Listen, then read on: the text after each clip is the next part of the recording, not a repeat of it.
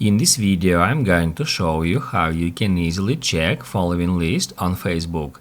Be sure to watch the video to the very end so you don't make any mistakes.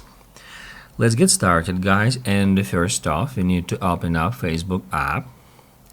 Once it is done, tap right here at your profile picture to go to your Facebook profile page.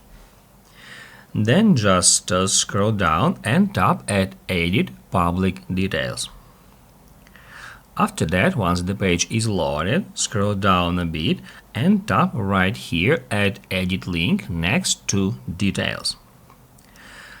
Here we need to scroll down to the very bottom, and that's where we need to ensure that this option, which says followed by and then number of people, is selected, like in my case. If it is not selected, check mark it and then hit Add Save. After that, you need to go back to your Facebook profile. And now if you scroll down a bit here at Details section, you will find followed by and then number of people that are currently following you.